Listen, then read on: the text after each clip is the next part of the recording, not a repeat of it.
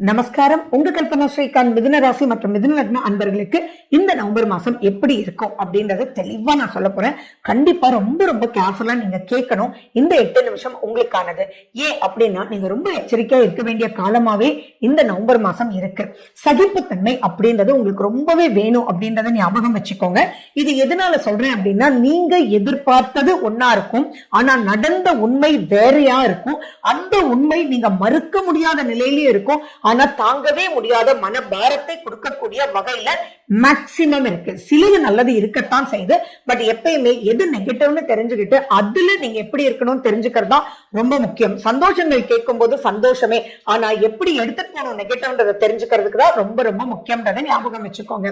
சரி, நவம்பர் 11ஆம் தேதி வரைக்கும் குரு 2ஆம் வீட்டுல இருக்கார். குடும்பத்தை கொண்டான அமைப்புகள் நல்லாவே இருக்க போகுது.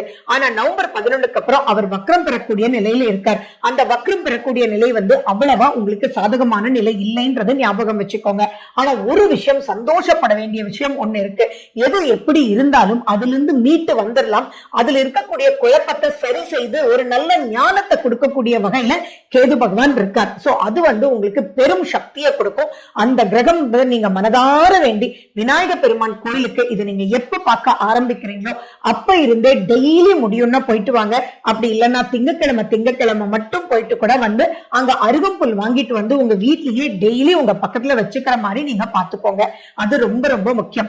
ஏன்னா நீங்க இதெல்லாம் எதிர்பார்த்து மனசு சரியில்லை, இது வரைக்கும் நான் அம்மாட்ட தான் இதை பத்தி பேசுவேன், ஆனா இப்ப அம்மாவே புரிஞ்சுக்கலையே, அல்லது இந்த விஷயத்த போய் எப்படி நான் அம்மாட்ட சொல்றது அப்படின்ற அளவுக்கு நீங்க நம்புறவங்களோட கூட ஷேர் பண்ண முடியாத பல நிகழ்ச்சிகள் உங்களுக்கு காத்துட்டு இருக்கு. பட் ஆனா அதெல்லாம் நீங்க ஜெயிச்சு வந்துடலான்றது ஒரு மனோதைரியத்தோட நீங்க இருக்கணும்.